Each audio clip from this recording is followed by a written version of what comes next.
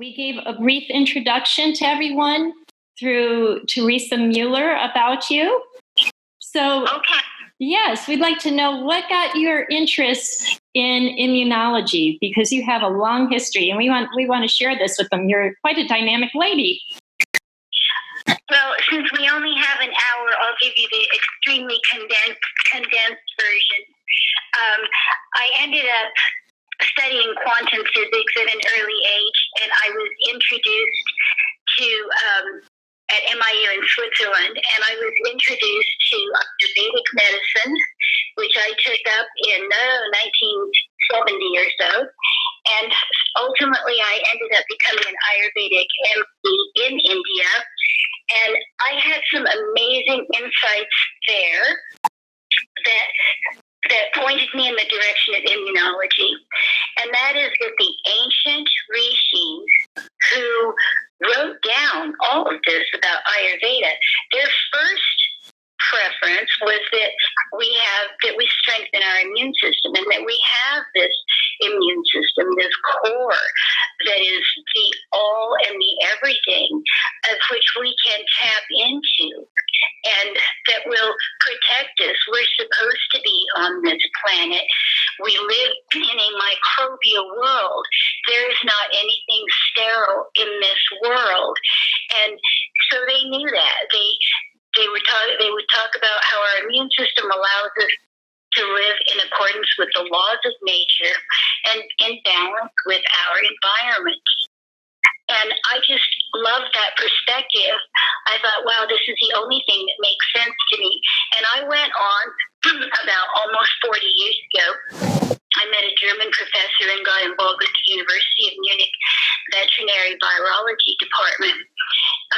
And I told him that I believed that there was a way to trigger only the part of the brain that would awaken all of our immunity, because I believe that every mammal must have a catalog of every virus that every other mammal has ever been exposed to since, throughout our history.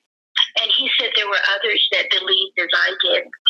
So that got me involved with the University of Munich and the development of an actual product, an actual drug that works only on your primitive immune system. That's all it does. Because here's where our problems begin, is when we start to think that science is smarter than our own immune system. Science is relatively new, and the medical industry as we know it now is relatively new. Ayurveda is a 5,000-year-old science, and the greater understanding of how our immune system works is something that I thought ought to be brought up. So when you invited me to come on your show, I thought, I wasn't going to do this, but I think that a change in perspective is what is required here. Yes. We went wrong about almost 200 years ago with Louis Pasteur. You cannot talk about health and how medicine is practiced without including the political background of it. And Louis Pasteur had a strong relationship with the courts of France, and he brought out his germ theory. His germ theory said that the blood of mammals is sterile, and there is one germ for every disease and one disease for every germ. And hallelujah, they must have shouted. Now we can make a drug for every single germ. In fact, why not make 5 drugs for every single germ, as we may see it in the future? This whole political aspect was certainly something that, our founding fathers with the Constitution knew could be a problem. Benjamin Rush was George Washington's physician, and he was a signer of our Constitution. And he said, I wrote it down, didn't I?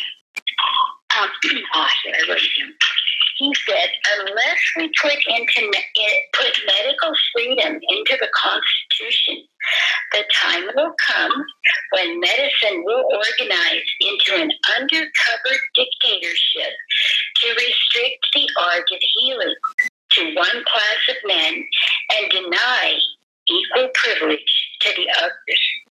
This Constitution of the Republic should make provisions for medical freedom as well as religious freedom.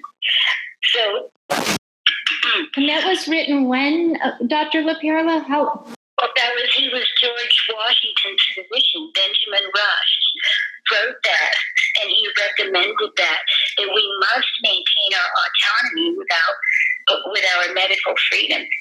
And so we went on, and following this germ theory of Louis Pasteur, and this entire medical practice called allopathic medicine was set up based on the germ theory. You know, it is still being taught right this minute in any medical school or nursing school that your blood is sterile. Now, we live in a microbial-filled environment. We are one with this wave. We are a giant wave of the ocean of life.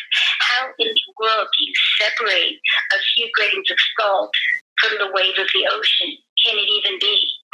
You know, and still call it a wave. So the human genome, when that was decoded, that actually proved that the germ theory was not correct, because we don't have enough genomes to have one germ for every single one. So something else must be at hand. So I wanted to tell you about the germ fact, okay? So the germ fact is that the blood of mammals is not sterile. We are a huge aquarium, basically, with many things going on in our bloodstream. How is it that you think that your red blood cells are able to even... What do you think causes a blood clot? What do you think lets the blood flow? You know, in Ayurveda, the blood is called the river of life. That's because it is supposed to have a certain viscosity. It is supposed to flow, carrying nutrients, and it can only flow if it is bound with oxygen. How is it that it can even bind oxygen? Well, thankfully, all mammals are infected, basically, with a primitive plant that lost its ability to produce chlorophyll and became a parasite inside of the mammalian cell. I call it mucor. So mucor lives inside of our cells and regulates metabolism by first giving us this electrical charge on our red blood cells. I just heard myself saying that on that little tip. That is almost 20 years old, by the way, so you know how long I've been giving this message. But mucor gives us an electrical charge so that our red blood cells do not stick together and become one gigantic clump of blood clot, right? So our cells repel each other, which allows us to bind to oxygen molecules. So what you were showing us there in the video that we saw is just drinking that 1 cup of water made the difference between the cells sticking together that look like a clump versus them flowing and having that nice electrical charge around the perimeters. That's absolutely right. You have to, we are primarily water, right? But these little microbes that are inside of our cells, we are symbiotic with them. We have a relationship, a contract with them. We give them a pH of this environment, this watery environment, and it has to be alkaline. It has to be 7.314. and we must give them a body temperature of 98.6. That's all Mucor asks for. And in return, Mucor will regulate this electricity we have. Because when we are functioning electrically like this or aerobically, we're actually emitting photons. And, Mucor also is important for other things. Since we cannot produce our own chlorophyll, Mucor helps process that and therefore regulates the viscosity of the blood. Because it is when he is in the small phase inside the red blood cell, we don't have any metabolic disorders. But inevitably, we upset the aquarium.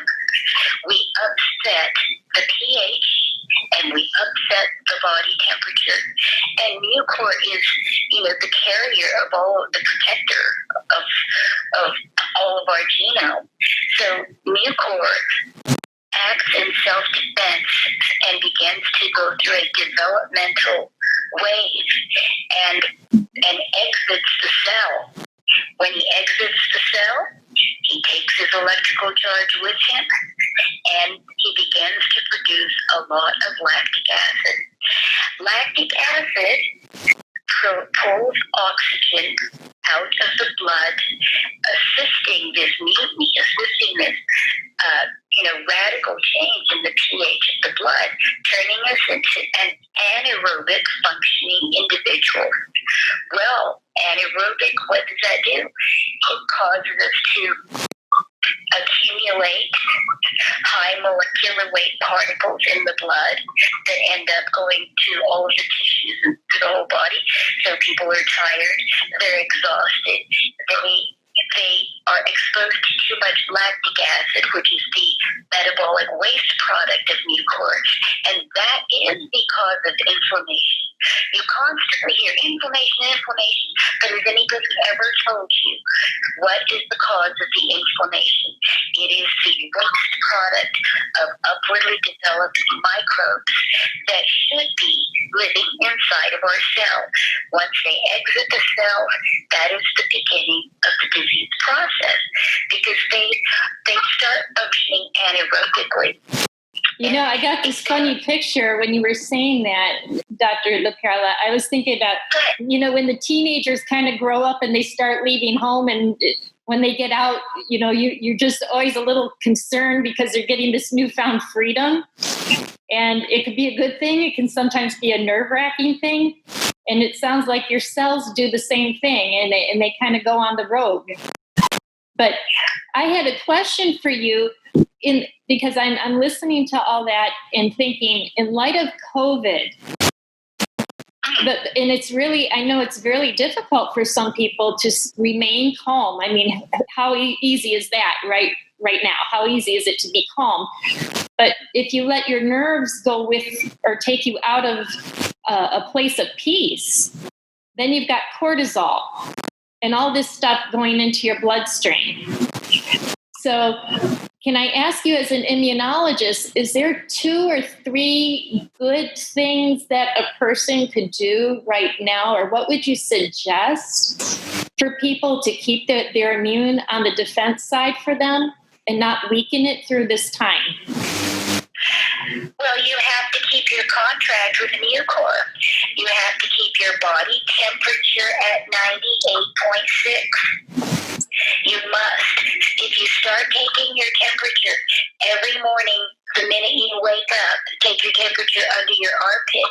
If it is below 98.6, you have to start taking care, because Mucor will not exit the cell if the temperature is 98.6. He will not grow and develop into any viral, bacterial, or fungal disorders. You have to keep your pH at 7.314. And to do both of those things, you have to stay hydrated. So I suggest people drink warm water with, some ginger in it. Start learning to do that.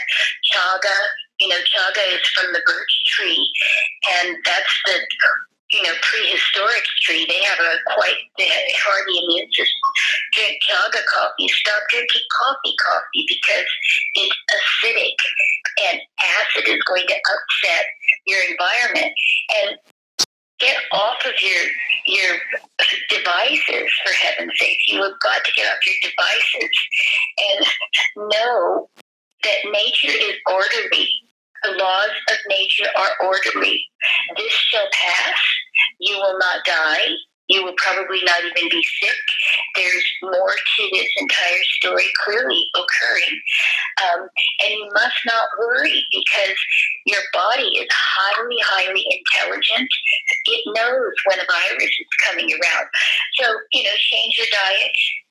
Make sure your bedroom is completely dark when you sleep. These are some basic things from any viral pandemic, and that is the quality and condition of your own immune system. There you have it. Well, I still wanted to. Do you want to know my second secret? Yes, tell us your second secret. So that brings us to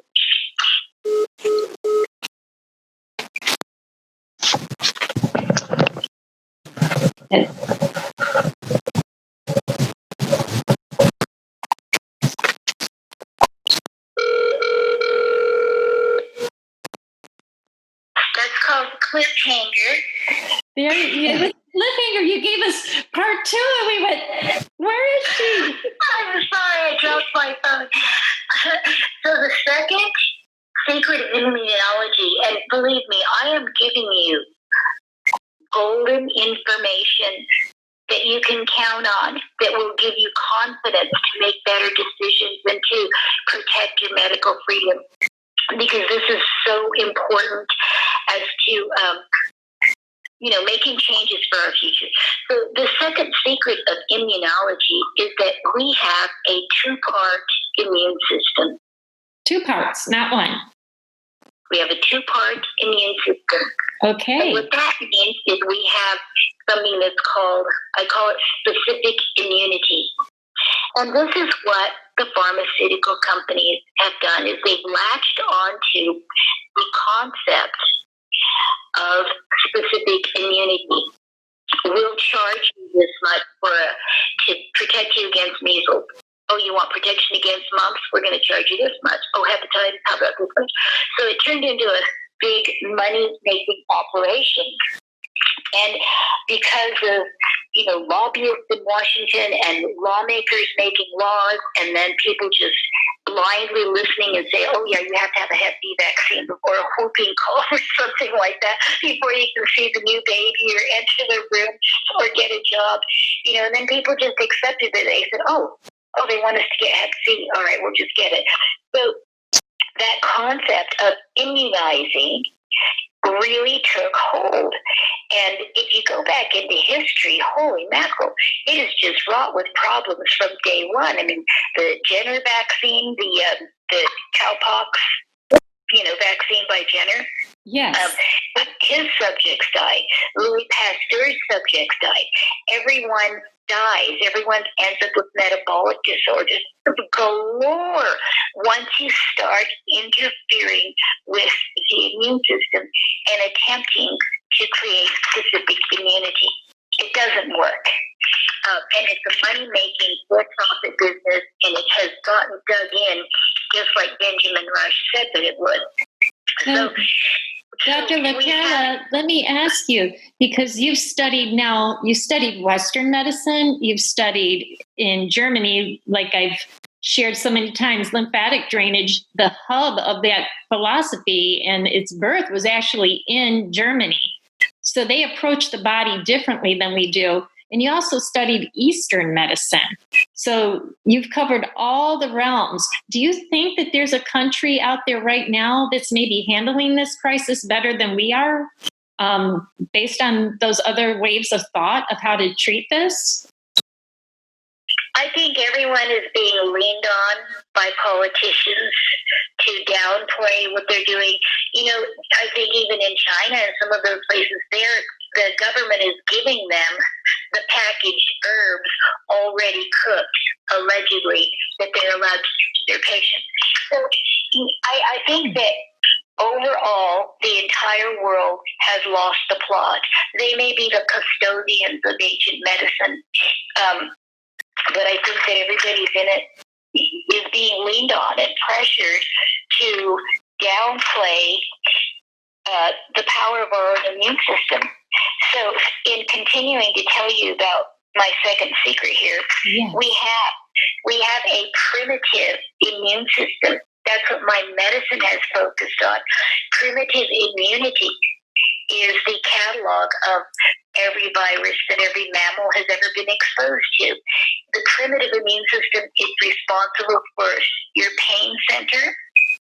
It's responsible for your NK killer cells. It's responsible for your production of stem cells and growth hormone release. And your primitive immune system is also responsible for your endorphins. So the better you feel, the more you meditate, the more you know that you are a light being. You have a magic just by your existence. Don't let anybody take that away from you. That you have the ability to produce these endorphins. And it's the first thing that your immune system does in the cascade to healing.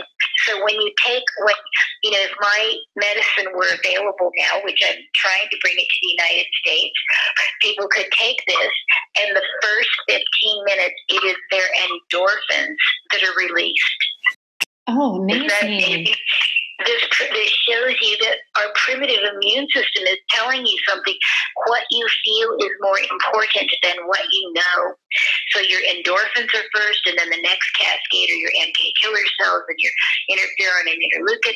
And that's why a tumor could shrink in 24 to 48 hours with this medicine with no side effects. Has 88% cure rate for leukemia and lymphoma. And they've been using it in Europe for years. I was allowed. I had a clinic in Munich, Germany, and people were coming from all over the world. And I was in the 2 Russian movies, and I was published in South Korea. It was a very big deal. People were coming, and we were demonstrating. Then, within their week there, 1 week that they would stay, they would not leave with cancer. Or herpes or shingles or hepatitis, because your primitive immune system works on virus, all virus. So one medicine might be all that is needed. But, making people live in fear of a virus is just, this is because everyone thinks that the population is not intelligent enough to understand science. That's the only thing I can think of, because you've not been told the truth, and no one is talking to you like this, right? No one understands this. It's amazing, Dr. Laperla, because I was thinking about Suzanne Summers when she wrote her book, when she had cancer, and she went to Germany to be treated, exactly as you said, because they take regard to the lymphatic system on a different level than what she ever saw here. And for that reason, when she came back, she tried to put it at a layperson's level to educate the American public through her book, that she says, I was treated for cancer without using chemo and radiation, but doing it the natural way and with science behind it too, in those labs that they have there in Germany. And of course, those who have the finances to do so still go there today. And it's just amazing that we have you here to get on the phone and speak with us that, yes, we are capable, intelligent human beings. We can understand information when it's handed to us. And that was half the battle, because the information wasn't getting to us. It's hard enough getting it into the medical schools, teaching lymphology. I remember it was the smallest chapter in the anatomy physiology books for the longest time. We've had to really fight and work hard for every inch of press that we have in the anatomy physiology books today. And if you don't have anything written about it, then how do future doctors have anything to refer to and strengthen our I would even say our medical immunity, if you want to call it that, in the whole program? Well, that's what we're experiencing right now. You'll notice that every expert that has taken the podium is saying the exact same thing because they all went to the exact same schools and the exact same thinking, and they believe the blood is sterile and that this virus is going to get you, But we are in a wave. We are in a viral suit every minute of every day. To attempt to be sterile is going to lead you to a place where you're going to grow mold. Mucor isn't going to like it. And the fear and the stress is exactly like I told you the other day. Of course, we're having to test cortisol and lactic acid. And there's only one place to get that, and that's by your own perception of reality. So you have to look at things differently, a different perspective. So, Dr. Laperla, right now, because we have some states that are, my state, Michigan, we're in timeout till May 28th is what I was told, possibly June the 7th. Do you feel it's in our best interest to get outside and get that fresh air? And what would you say as an immunologist to people? I would say the most healing things you could possibly do are the sunshine, deep breathing and deep exhaling, walking, hiking, eating simple. Do not consume any alcohol or no beverages except water, warm water with ginger in it. And you will be you'll feel better than you've ever felt before. Squeeze a lemon into the water and drink that. That's really great for you. But you have to take charge of your own health. You have got the most spectacular immune system. It's better than a fancy car, and you just have to learn how to take care of it and how to drive it and how to honor these microbes. They're the magical part of yourself. They can develop upward and they can develop backward and re-enter the cell. And that's part of the magical aspect of your own being, you see. Dr. Laperla, I had two questions. One is that now that they're looking at what they're finding in the cadavers, sadly, those who have passed from COVID, those who've been intubated, what is it that they're seeing that is the ultimate cause of death? Oh, for the living, they're probably seeing Aspergillus nigrobacterium, which is black mold. Black mold. Because they're looking at a cadaver that had an infection. Of course, it's going to be black, and it's going to develop into Aspergillus nigrobacterium. So what happens is that this microbe, Mucor has a counterpart, and his counterpart is Aspergillus, black mold. And when a person dies, Mucor consumes the hemoglobin in the cell and emerges as full-blown Aspergillus black mold. So that's what they're really seeing. So, Dr. Laperla, do you think, now for the ones that have survived the COVID and they had all that chest congestion, and now they're mending and they're beyond the infectious state, because I've actually had a student of mine call me from Georgia. She and her entire family had COVID. Now, after the initial infectious point, they were using manual lymphatic drainage, the gentle massage technique that I teach, and they said that it did help to break up the congestion and help them to heal more quickly. That's what they said they saw in the lab work. But I just want to get your perspective on it as an immunologist. Would you recommend a light massage like manual lymphatic drainage to help boost the immune system after it's been through something like that? Well, certainly that's one of the practices a person should have. You have to keep your immune system moving, sitting in a sauna, light massage. What I'm recommending, and early on in this, I did see or hear of a couple of people who had developed some very, very strange symptoms. And I just made an assumption, since they had just come back from the heart of the pandemic, that they may have something. And I sent over what I felt would be the obvious developmental microbial forms of mucor.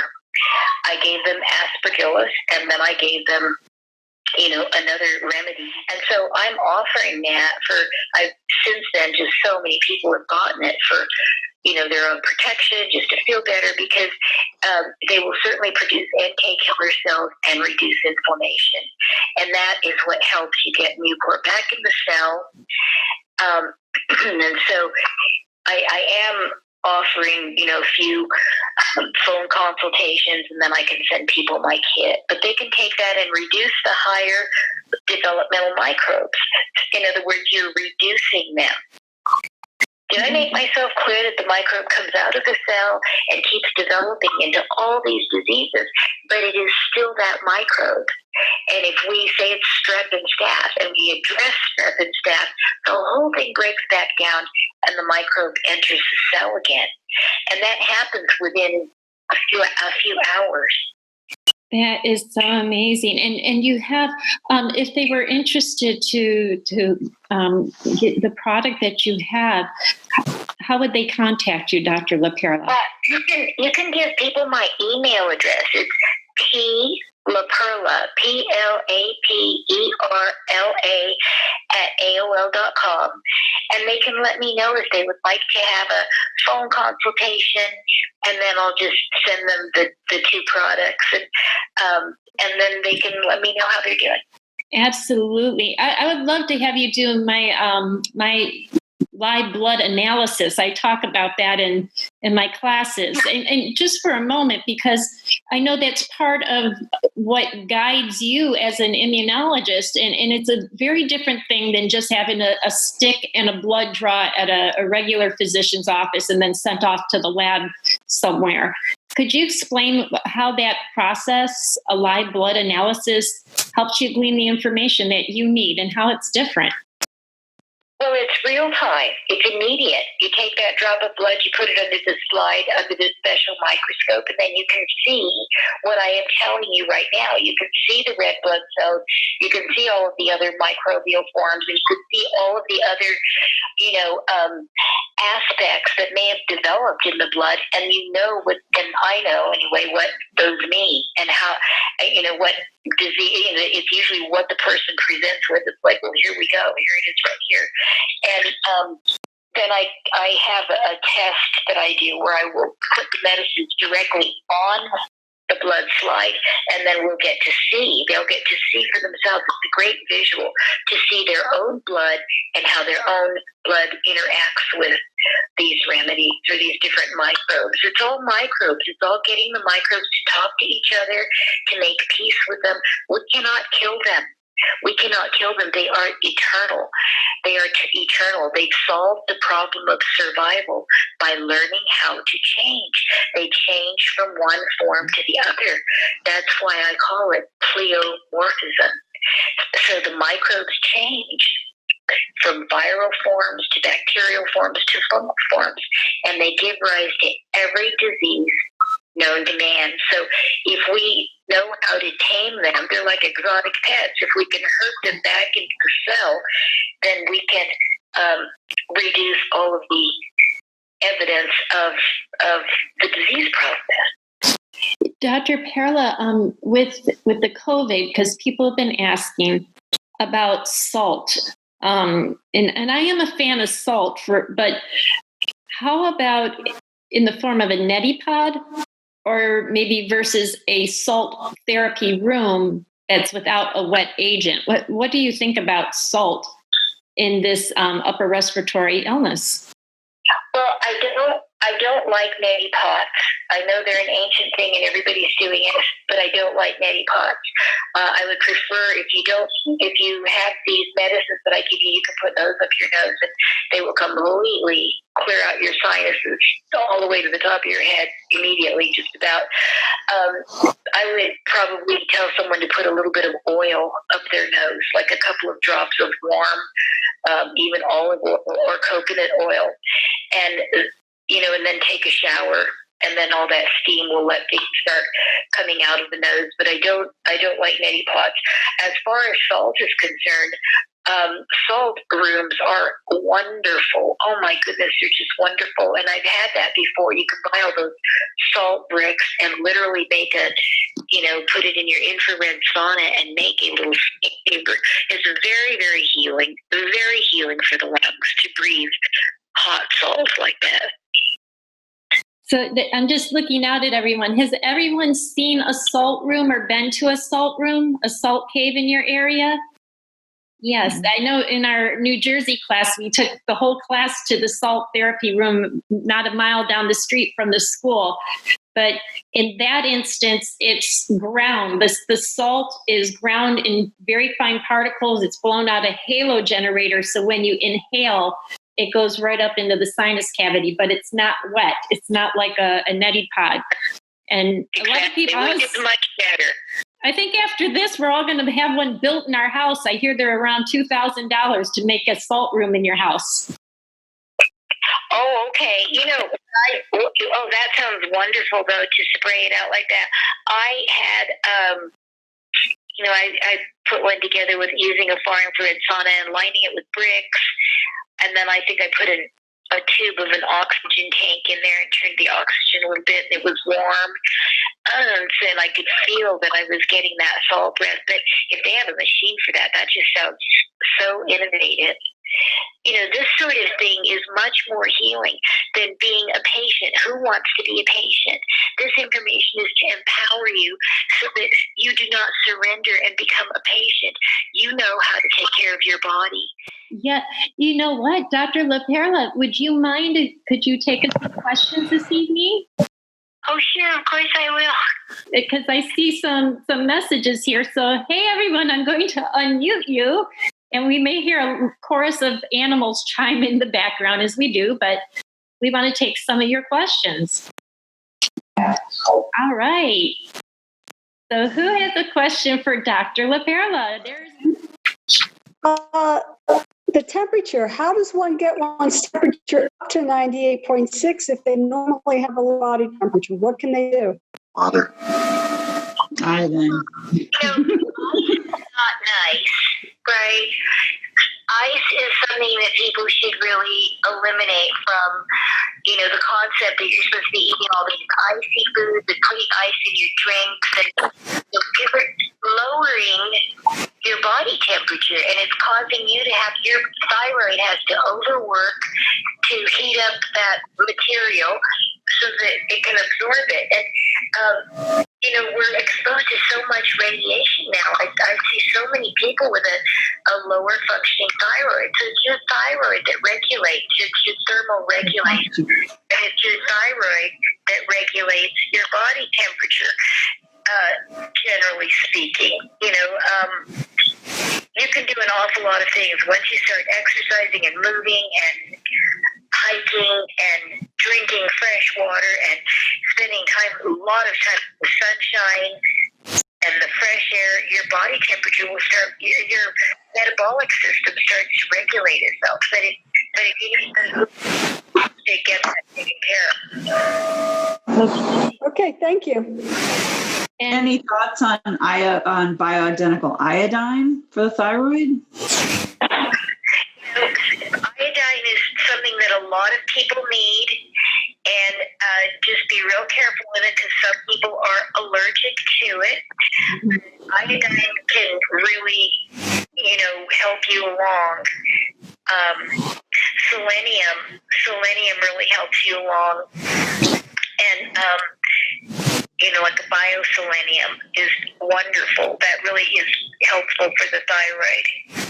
Dr. Laperla, let me chime in on this one because we had been looking at studies on HIV populations around the world. And I know a South African doctor that lives in South Florida, and he was one of the department heads for HIV. This is what he said, that the disease does not progress into AIDS as quickly in Africa as it does in the United States. And for a while, they were wondering the reason why. And when it came back, they figured that there's more selenium in the soil we're nutrient deplete in this country, but they're in the soil is more fertile, and the foods that are grown in it has selenium, which is a strengthener for the immune system. There you go. So you would agree with that? I would agree with that. We have to take back our medical freedom and our choices and get everybody out of our business and start growing a garden, turn off the electronics, say no to all the propaganda. I mean, you do not have to have 30 feet of video equipment threaded up your rectum to see if they can find anything. That has to do with people that think the blood is sterile. That's like going to a travel agent that thinks the earth is flat. God knows where you're going to end up, right? You don't want to be patient. You need to learn this information. You need to understand how to manage these exotic pests that exist in your own red blood cells that help you remain aerobic. Oxygen is your power shield. If you are aerobic and your body temperature is up and your all of it works together, if those three things are working, you are not going to get anything ever. Dr. Laperla, I have a question about water. What's your water source? Where do you get your drinking water from? Well, all of my different filters are not that great anymore, so I've been buying my water at there's a place here where I live that brings in spring water from a natural source, and so I'll get that spring water, and then I'll switch off and I'll go to another store that has a machine that produces, they have a lot of filters in their water, so I drink both of those. Ideally, I would do things, I'm going to be doing things differently when I get set up again. But an alkaline water is really important. Your water has to be in glass.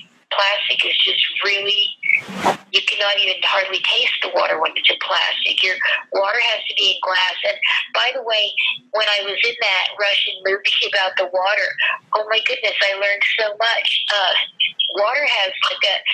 Water is one of the aliens from this planet, really. It has this ability to change, from a gas to a liquid, and it has the ability to self-regulate itself, to clean itself. You're seeing that right now. Once people get out of the way, water is starting to clean itself. It does. It's amazing. Yeah, and so... is drinking water with the 9.0 alkalinity too high? Sorry, what? Is alkalinity at 9.0 too high? Well, not for, once a day use, but, you can drink alkaline water that high. Why not? That's okay. So Jen, she says if you can drink it that high, you're fine. Yeah. We got a question from Michelle too. Michelle was asking about, do you think that essential oils play a role in prevention?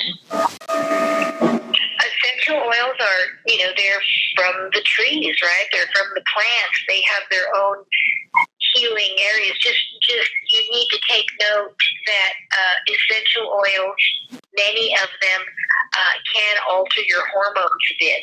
So pay attention to that. Like I don't usually give men or little boys lavender and things like that. But so pay attention and look up, which ones affect your hormones. Just you have that information. But my goodness, when you have the cinnamon and that type of essential oils are just so antiviral. Cinnamon is so antiviral, and clove is very antiviral. Yes, I know they used it in dentistry, the pure clove oil. Oh, for sure, and so many of them are. So, essential oils are far better than, don't let me start on this hand sanitizers, okay? You just cannot be, washing your hands is adequate. You cannot be using all that alcohol and all these chemicals because that's disturbing those natural natural organisms on the skin that Maurice mentioned. We have them outside of our body. You can't be scrubbing all that off, right? Exactly. Chelsea also had a question, and it kind of goes back to what we were talking about, the plastic in the bottle. Do you feel that all of us have, or that we have a small amount of plastic in our blood and immune system? That's a really good question. Because so many people do drink from bottles that are plastic. We want to get the real answer. Is there plastic in our systems? I don't know. I think that if they were studying cadavers, maybe they should look at the tissues and do tissue samples. That's not something I've ever seen in the blood, but you would probably maybe not have pieces of plastic, but maybe you would have the chemicals from the plastic. Definitely. They're definitely having an impact they're having an impact. And whenever you can use glass for your water, you really ought to go that route. Also, they were asking, what are your feelings on Himalayan salt lamps or dry salt inhalers? That's what we were just talking about. I just think it's wonderful. They're just so wonderful. We're so lucky. Wow. Yeah, I like the salt. I've never used a salt inhaler, but I've only done it as close as going into the salt room. In Austria, there's a big salt mine, and that was a whole big deal about, back in history about it was the salt. Everybody was into the salt, who got to control the salt and everything. I went into those salt mines there, and wow, it is just such a wonderful way to breathe. And I was reading these historical documents that said people never got sick that worked in the salt mines. That's what I had seen in that research over in Russia and Poland. They weren't sick with upper respiratory, and they lived longer than their counterparts in other types of mines. Now, there was a good question, too. Someone asked about the colloidal silver spray. And the jury's a little out on that one. What are your thoughts about using colloidal silver inhalers? Look, colloidal silver, in my opinion, in my observation, not my opinion, it's wonderful for like a Band-Aid or for small wounds and small cuts. But I don't think that colloidal silver is strong enough to really change the environment so that the microbes back down. So I don't use a lot of colloidal silver because I have all these German medicines instead. It's made it really easy. Wonderful answers. My gosh, you guys had some great questions here. There's one more, though. Which mineral deficiencies are most concerning related to viruses? Selenium and D3 and vitamin C. So selenium and D3, and I'm sorry, I didn't get the other one. And vitamin C. And vitamin C. This is all, your susceptibility or your sluggish immune system is all tied in with your lifestyle. Okay? I mean, I'm almost 68 years old, and I started running again a few weeks ago. I run, I walk my dogs, I'm outside, I make myself spend most of my time outside because that is how you're going to get better. Being inside, houses are full of mold. Houses are full of particles that are stale, stagnant air. We need to be out in the fresh air. And you need to do exercises to expel, to exhale, properly exhale, to get all those toxins out. Dr. Laperla, Lainey was asking, how much vitamin C should we be taking? How much vitamin C? Yeah. Well, you usually take things like that until to bowel tolerance, right? Yeah. Bowel tolerance. If you're taking vitamin C supplements, but I mean, ideally you're eating vegetables, right? Bell peppers, and kiwi fruit. Just every vegetable is just full of that. And that's what we really need. Remember, we cannot produce our own chlorophyll. So we should be eating a diet that is rich in chlorophyll, and that's only plants. We don't want secondhand protein from meat and animal products. Dr. Laperla, do you mind? I mean, if we have some of our friends here send you some messages, I know we're already a little beyond 8:30, but I think you just got a whole group of new friends and family across the country who would like to send you some questions. Okay, sure. I'm sure happy to do that. So, guys, you have P. Laperla at AOL.com. Dr. Laperla will be glad to answer more of your questions, and we're just so grateful we had her this week. And if you're wondering what's going on for Mother's Day next Sunday, we will be visited by Dr. Daniel Mann. He is the plastic surgeon that does minimally invasive procedures with the most natural touch and lymphatic regard. So he'll be joining us from Boca Raton next Sunday, too. And of course, we hope Dr. Laperla will join us back on Sunday, because we love having everybody's input. And we just can't thank you enough, Dr. Laperla, for taking your time. And if you have anything you want to share with us, too, if you have any flyers and things so we can stay in touch with you, we'll put it up on our Facebook page at MLD Institute International so that we stay posted with special speaking engagement. This is so wonderful. We are, we got so many thank yous. It's just all over here. Thank you from everyone. And we look forward, Dr. Laperla, we will have you back too when we're talking with Teresa and the horses. Oh, that sounds wonderful. And thank you so much for your openness and your willingness to learn. It's your willingness to learn, and we could be just like Mucor. It is his willingness to change that is allowing him to survive. And so if you're willing to change and learn these things, wow, you just have the future in front of you of good health. Amen. I second that motion. We're all willing to learn. Enjoy good health. Thank you so much for this evening. Okay, Doctor. Thank you. Bye-bye now. Bye-bye. Thank you.